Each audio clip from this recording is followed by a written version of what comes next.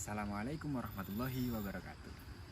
Sebelumnya, perkenalkan, nama saya Muhammad Alvin Nurudin yang menjadi perwakilan kelompok Besuki 2. Alasan kami mengambil tema keluarga moderat adalah karena di dusun Tubuk ini ada yang namanya Kampung Moderasi Beragama, di mana toleransi dan cinta kasih adalah nilai yang dijunjung tinggi. Tema ini terinspirasi dari salah satu keluarga yang berbeda agama, namun menjunjung tinggi nilai-nilai toleransi. Sehingga keluarga ini kami gunakan sebagai sampel keluarga maslahah dengan tema keluarga moderat. Assalamualaikum Ibu Bapak niki saderenge perkenalkan asma kula Alvin Nurudin saged dipanggil Alvin. Nggih, masih bareng asma sinten? Dwi Pujiono. Mas Dwi Pujiono. Ibuke bareng asma sinten?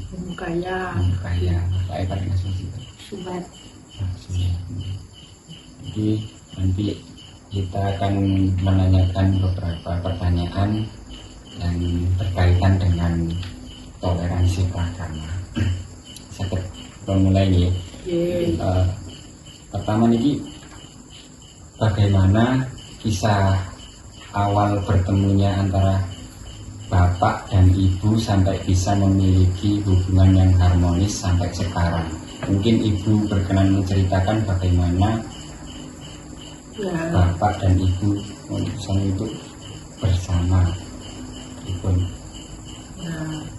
Ya mulainya bertemu dengan bapak itu satu keyakinan. Terus gimana ya? Ya terus baik-baik aja sampai mulai dari punya anak pertama. Allahu Akbar, Allahu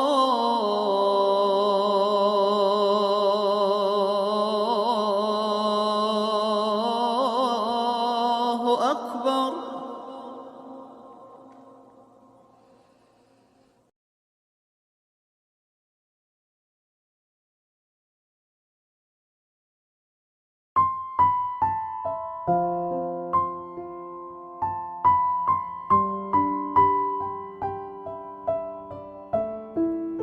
Ibu Kayah, seorang ibu rumah tangga yang rela dirinya bekerja jauh dari rumah demi mencukupi kebutuhan keluarga dan anak-anaknya.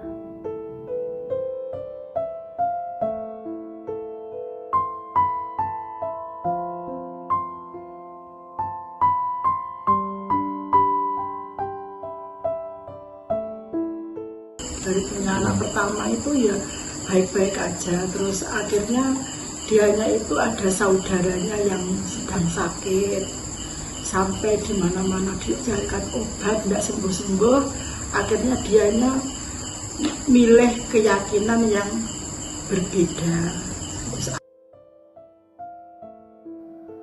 Di tengah kehidupannya, keluarga Pak Suet mendapatkan ujian.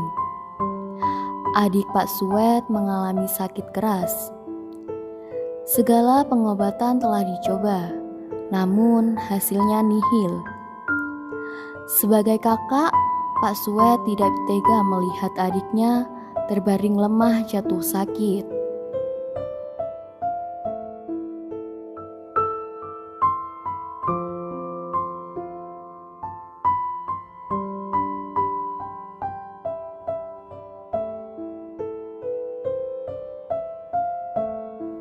Hari-hari Pak Suet nampak gelisah melihat kondisi adiknya yang semakin memburuk. Sehingga akhirnya pada suatu hari di tengah ia bekerja, Pak Suet bertemu dengan salah satu petugas gereja. Pak Suet bercerita dan berkeluh kesah mengenai masalah yang dihadapinya. Hingga petugas gereja kembali menceritakan pengalaman serupa yang menimpa keluarganya, yang sembuh setelah mencoba menghadiri pemulihan mukjizat.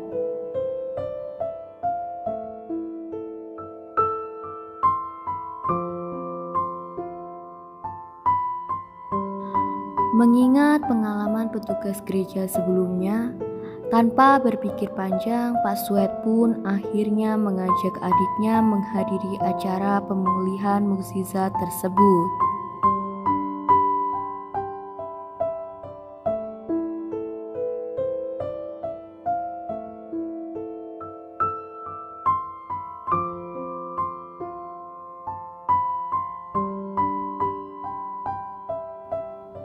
Beberapa bulan kemudian, hasilnya membawa kabar gembira. Kondisi adik Pak Suet lekas membaik. Tak lupa Pak Suet membagikan kabar ini kepada keluarga terdekatnya.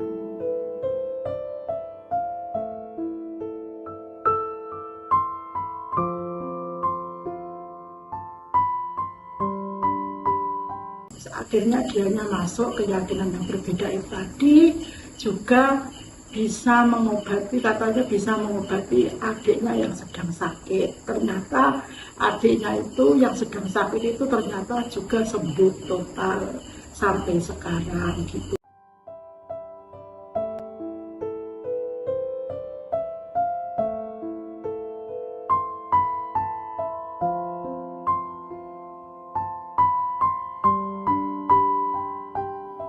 Setelah cobaan yang menimpa keluarganya, dengan berpikir panjang, Pak Suet akhirnya memutuskan untuk berpindah keyakinan.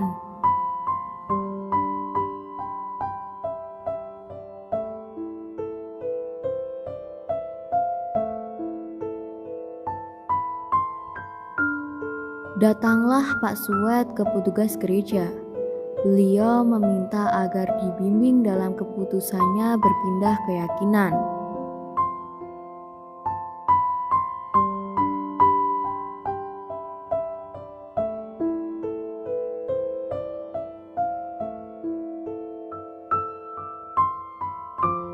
Pihak keluarga pun menerima keputusan Pak Suet.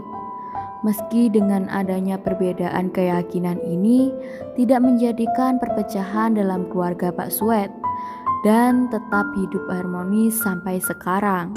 Tapi kehidupan bapak sama ibu itu tidak ada apa-apa, tidak ada, maksudnya tidak ada cekcoknya, tidak ada apa-apa juga, sampai punya anak, ketiga-tiganya punya anak.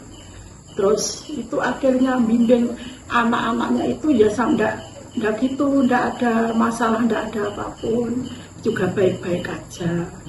Terus begitu sampai besar anaknya itu gimana atau ikut siapa itu nggak ada yang ngasih tahu, sendiri sudah punya pikiran sendiri-sendiri. Ya, terus akhirnya anaknya itu nurut, ikut semua, ikut kepada ibunya. Gitu.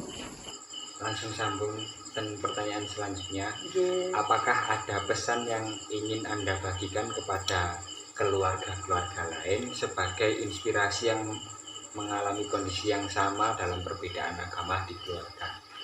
Pesan damel keluarga yang lain menawi enten sing sama kali panjenengan iki. Nopo pesan terhadap Ya, mereka? mudah-mudahan yang ada seperti saya kedua yang keyakinan ini semoga semuanya baik-baik aja, jangan sampai cekcok. Kalau nanti tujuannya cuma satu, tuh sekarang ini namanya dua, keyakinan namanya dua, tapi tujuan cuma satu, itu aja udah cukup. Baik, terima kasih buat Mas Dwi, Bu Aya, dan Pak. Terima kasih banyak atas wawancara pada hari ini.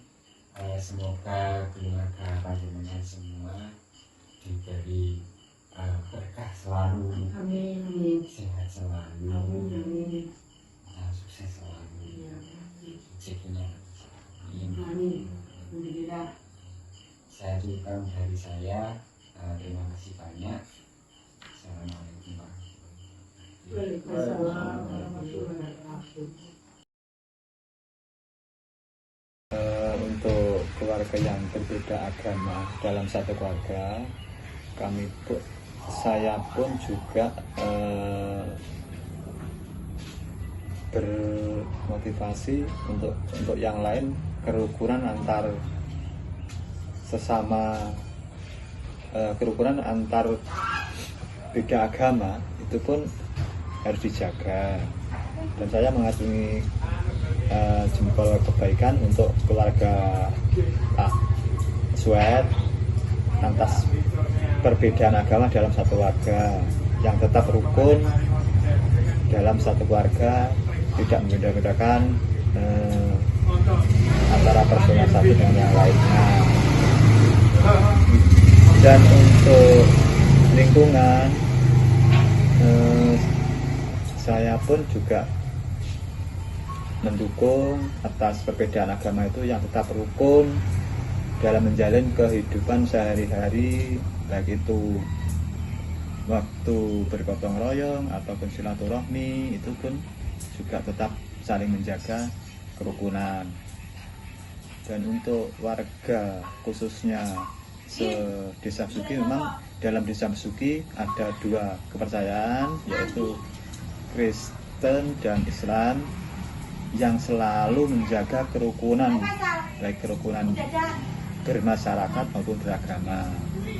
Jadi untuk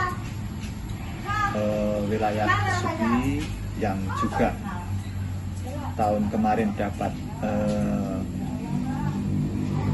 kepercayaan sebagai desa bermodernisasi beragama, pantas juga mendapatkan gelar yang seperti itu dalam membina kerukunan antar beragama. Terima kasih. Jadi menurut jenengan Kita mengambil tema niki Saya- Oh. saya pembuatan dibagikan ke masyarakat untuk Dan untuk tema tentang moderasi beragama untuk Desa Besuki bagus, dan untuk suatu percontohan dalam membina kerukunan antar sesama beragama ke depannya, begitu. Jadi tema tersebut bagus untuk diangkat untuk panjenengan. Terima kasih.